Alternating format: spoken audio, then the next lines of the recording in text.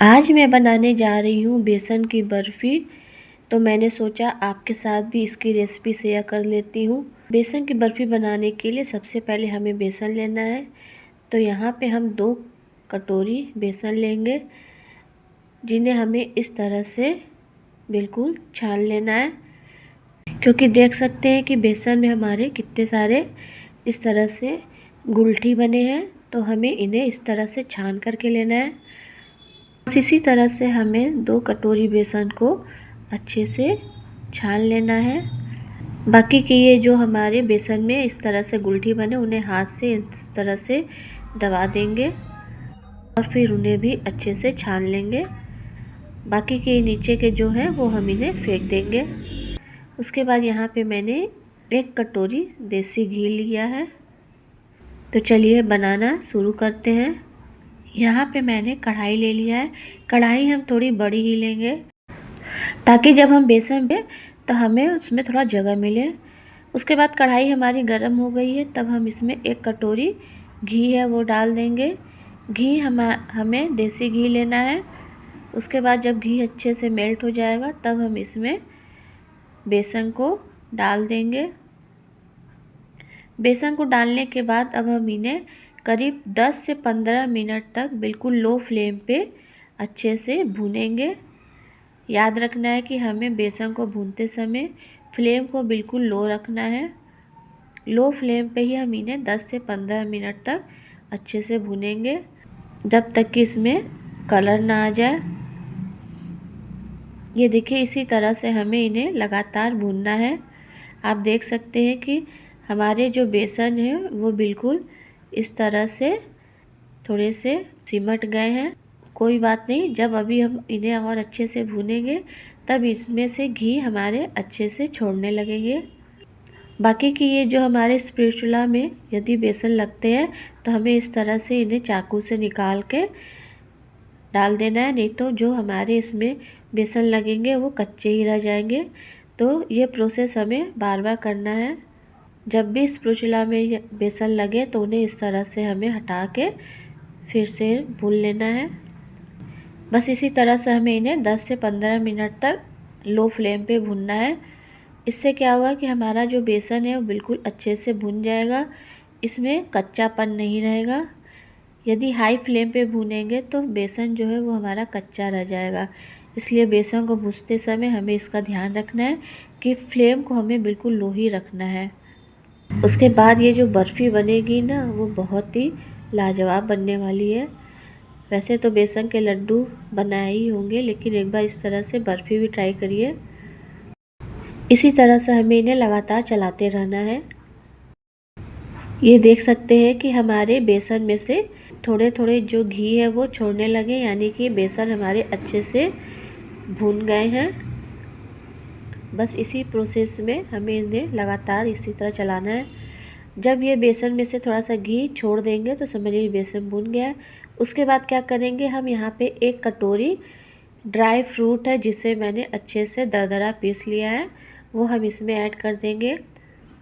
Dry fruit में मैंने यहाँ पे मखाना है, काजू है और बादाम है। इसको मैंने थोड़ा सा पीस लिया है। इस तरह से पीस के हम जब ड्राई फ्रूट को डालेंगे तो हमारी जो बर्फ़ी है वो थोड़ी दानेदार बनेगी। तो इसको डालने से हमारी बर्फ़ी और भी अच्छी लगने वाली है। ड्राई फ्रूट को डालने के बाद हमें इन्हें 3-4 मिनट तक और चला लेना है, बिल्कुल इस तरह से, ताकि हमारी जो ड्राई फ्रूट भी है वो थोड़ा से भून जाए। अब आप देख सकते हैं कि अच्छा खासा इसमें से हमारे घी छोड़ने लगे हैं, यानी हमारा बेसन बिल्कुल अच्छे से भुन गया है।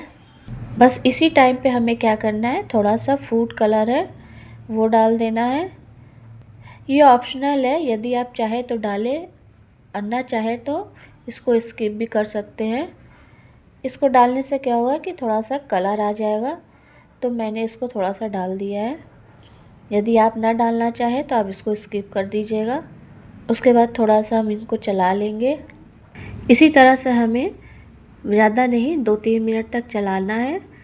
एक और बात, जिन लोगों ने अभी तक मेरे चैनल को सब्सक्राइब नहीं किया है वो प्लीज़ मेरे चैनल को सब्सक्राइब कर लें। उसके बाद हम क्या करेंगे कि इसमें चीनी ऐड कर देंगे। तो यहाँ पे मैंने 1 कटोरी चीनी का पाउडर है वो हम डाल देंगे। 2 कटोरी मैंने यहाँ पे बेसन लिया था, तो उसमें मैंने 1 कटोरी शुगर पाउडर है वो डाल दिया है। जितना हम बेसन लेंगे उसका थोड़ा आधा हम शुगर पाउडर ले लेंगे। ये नॉर्मली शुगर पाउडर यानी जो चीनी होती है उसको मैंने पीस लिया है। बस इसी तरह से डालने के बाद ये आप देख सकते हैं ये थोड़ा गीला हो गया है। यदि आपको लगता है कि घी थोड़ा कम लग रहा है, थोड़ा रूखा हो रहा है, तो थोड़ा सा घी और डाल दीजिए। मुझे थोड़ा कम लग रहा था इसलिए मैंने 2 से 3 चम्मच के लगभग घी थोड़ा सा और डाल दिया है। इससे क्या हुआ है कि हमारा जो बेसन है वो थोड़ा इस तरह से गीला हो गया है, ताकि हमारी जो बर्फ़ी है वो जमने लायक हो जाए। ये देखिए बर्फ़ी जमने के लिए तैयार है। अब हम क्या करेंगे, एक प्लेट ले लेंगे। प्लेट में हम थोड़ा सा घी को लगा लेंगे। उसके बाद इनको इस तरह से हम फैला लेंगे अच्छे से। फिर इन्हें दबा करके इस तरह से बराबर शेप में हम रख देंगे, ताकि हमारी जो बर्फ़ी है वो अच्छे से कटिंग के शेप में आ जाए। तो इस तरह से हमें इन्हें दबा दबा के फैला लेना है अच्छे से। ऊपर से हम कटा हुआ थोड़ा सा काजू है वो फैला के डाल देंगे और थोड़ा सा इस तरह से हम दबा देंगे। ये देखिए अभी ये इस तरह से तैयार है। अभी हम इन्हें 1 घंटा के लिए रेस्ट पे रख देते हैं। जब ये ठंडी होगी तब हम कटिंग करेंगे। 1 घंटे बाद आप देख सकते हैं कि हमारी जो बर्फ़ी है वो बिल्कुल बन करके अच्छे से तैयार है। 1 घंटे तक हमें इन्हें छोड़ देना है ताकि ये अच्छे से ठंडा हो जाए। 1 घंटे बाद आप इस तरह से इनको काट लीजिएगा। ये बिल्कुल बर्फ़ी शेप में तैयार हो जाएगा। यदि गर्म में करेंगे तो ये कटिंग नहीं होगा। तो मैंने इसको 1 घंटे के लिए फ्रीज में रख दिया था और ये अच्छे से जम गया है। देखिए बिल्कुल अच्छे से बर्फ़ी शेप में ये तैयार हो गया है। इसी तरह से आप भी बेसन की बर्फ़ी तैयार कर सकते हैं। तो चलिए मिलते हैं आपसे नेक्स्ट वीडियो में, तब तक के लिए बाय बाय।